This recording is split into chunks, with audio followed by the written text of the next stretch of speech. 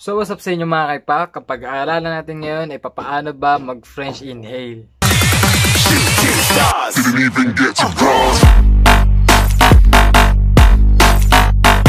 Yung mga nagpa-shoutout nga pala dyan mga kaipak, next video ko na lang kayo shoutout para sabay-sabay na kayong lahat.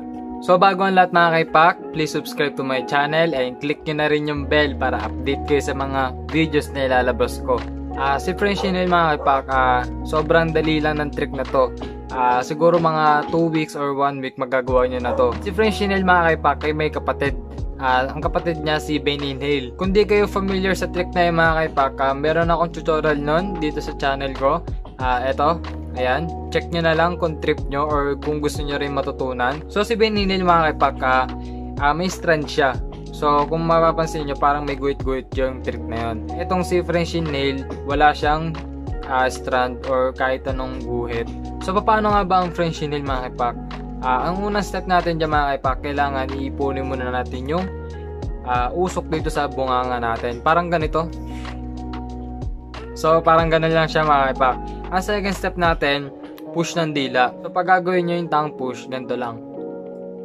Ganyan. So papayata ko yung example. Parang ganun lang.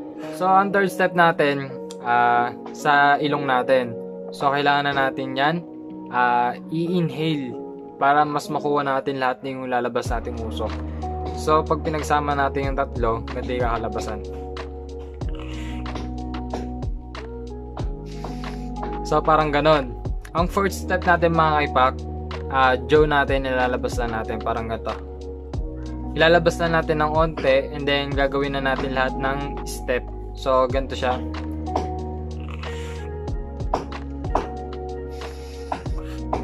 So ganoon lang siya kadali mga kaipak kung magpa-practice kayo araw-araw. So huwag mo na kayo mag-expect ng sobrang ganda agad kakalabasan. So paghihirapan nyo talaga itong trick na to. So papakita ko sa inyo yung isa pang example ng French inhale.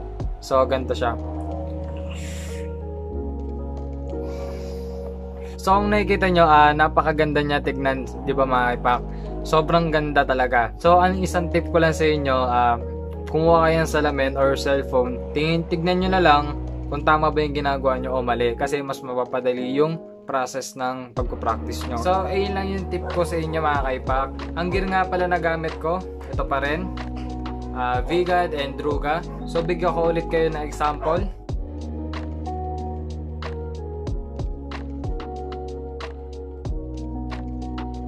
So hanggang doon na lang mga kaipak, please subscribe to my channel and click nyo na rin yung bell para update kayo sa mga videos na lalabas ko.